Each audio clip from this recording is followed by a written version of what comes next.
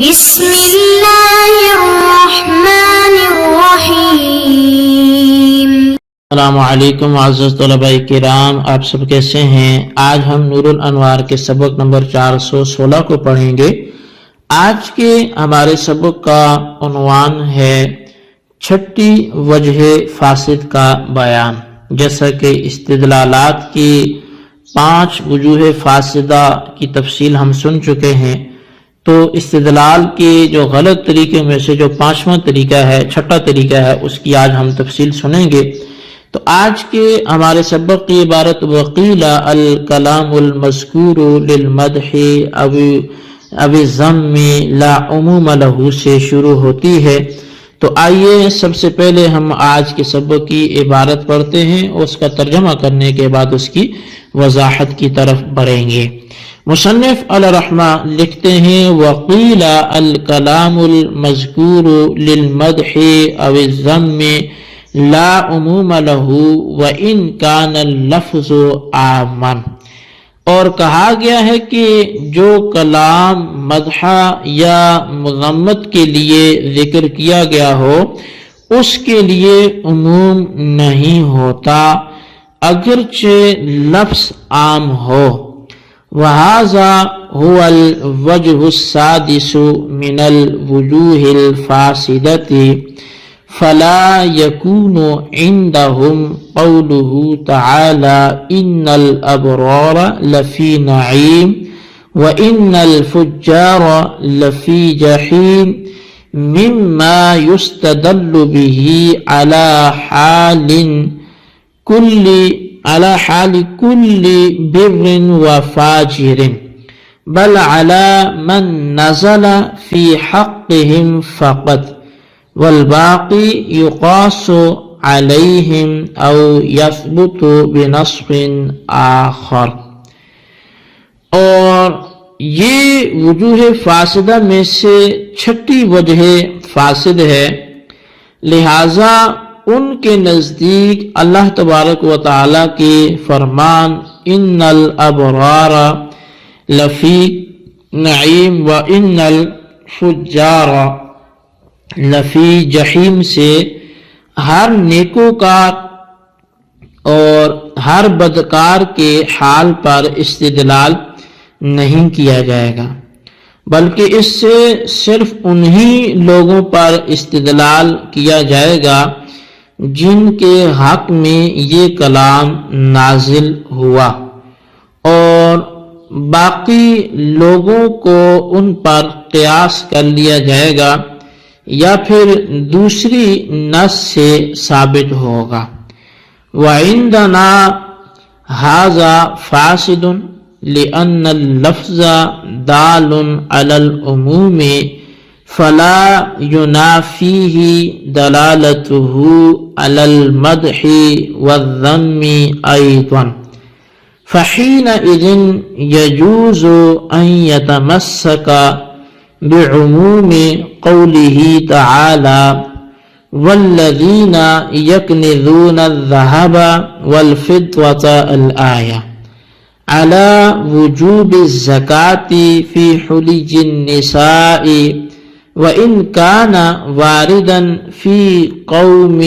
مَخْصُوصٍ كَنَزُوا الذَّهَبَ وَالْفِضَّةَ وَيَكُونُ إِطْلَاقُ صِيغَةِ الْمُذَكَّرِ عَنِ الَّذِينَ عَلَيْهِنَّ تَغْلِيبًا كَمَا حَرَّرْتُهُ فِي التَّفْسِيرِ الْأَحْمَدِيِّ۔ اور ہمارے نزدیک یہ فاسد ہے اس لیے کہ یہ لفظ عموم پر دلالت کرنے، یہ لفظ جو ہے وہ عموم پر دلالت کرنے والا ہے، پس اس کی دلالت مدح یا ذم پر بھی اس کے منافی نہ ہوگی۔ چنانچہ اس صورت میں اللہ تبارک و تعالی کے قول والذین یکنزون الذہب والفضة کی جو آیت ہے، اس کے عموم سے عورتوں کے زیورات میں وجوب زکوٰۃ پر استدلال کرنا یہ جائز ہے، اگرچہ یہ کلام ایسی مخصوص قوم کے بارے میں وارد ہوا ہے کہ جنہوں نے سونے چاندی کا ذخیرہ کر رکھا تھا، اور مذکر یعنی الذین کے صیغے کا اطلاق عورتوں پر جو ہوا ہے وہ تغلیباً ہے، جیسا کہ میں نے اس کو تفسیر احمدی میں لکھ دیا ہے۔ جی طلبہ کرام، یہ تھی ہمارے آج کے سبق کی عبارت اور اس کا ترجمہ۔ آج کے سبق میں ہم نے چونکہ استدلالات کے فاسد جو طریقے ہیں ان میں سے چھٹے فاسد طریقے کو پڑھنا ہے اور چھٹے طریقے کو ہم نے سمجھنا ہے، تو اس لیے وجوہ فاسدہ میں سے جو چھٹی وجہ فاسد ہے اس کو مصنف نے بیان فرمایا کہ استدلالات کے وجوہ فاسدہ میں سے چھٹی وجہ فاسد یہ ہے کہ اگر کوئی کلام مدح کے لیے مذکور ہو، جیسے کہ اللہ تبارک و تعالی کا فرمان ہے کہ ان الابرار لفی نعیم، یہ نیک لوگوں کے لیے، نیکوکاروں کی مدح کے لیے یہ ذکر کیا گیا ہے۔ ابرار ضرور نعیم میں ہیں، نعمتوں میں ہوں گے نیک لوگ، یا کوئی کلام ذم کے لیے جیسے مذکور ہو، جیسے ان الفجار لفی جحیم۔ اب یہ بدکاروں کی مذمت بیان کرنے کے لیے ذکر کیا گیا ہے، تو ایسی صورت میں کوئی مدح کے لیے ہو یا مذمت کے لیے ہو تو ایسی صورت میں اس کلام کے لیے عموم نہیں ہوگا، اگرچہ لفظ اگرچہ وہاں عام ہو، بلکہ ان لوگوں کے ساتھ مخصوص ہوگا جن کے بارے میں یہ کلام نازل ہوا ہے۔ لہذا اس وجہ فاسد کے قائلین بعض شوافی کے نزدیک ان الابرار لفی نعیم سے ہر نیکوکار کے حال پر، اور ان الفجار لفی جحیم سے ہر بدکار کے حال پر استدلال کرنا وہ درست نہیں ہوگا، بلکہ اس سے صرف انہی لوگوں کے حال پر استدلال کیا جائے گا جن کے حق میں یہ کلام نازل ہوا ہے۔ البتہ باقی نیکوکار اور بدکار لوگوں کو ان پر قیاس کر لیا جائے گا یا ان کا مقام کسی دوسری نص سے ثابت کیا جائے گا۔ ہمارے نزدیک یعنی احناف کے نزدیک یہ وجہ فاسد ہے، کیونکہ لفظ اپنی وضع کے اعتبار سے عموم پر دلالت کرتا ہے اور اس کے خلاف کا کوئی قرینہ بھی موجود نہیں ہے،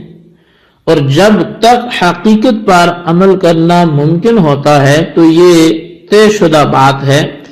کہ جب تک حقیقت پر عمل کرنا ممکن ہو اور اس کے خلاف کوئی قرینہ نہ ہو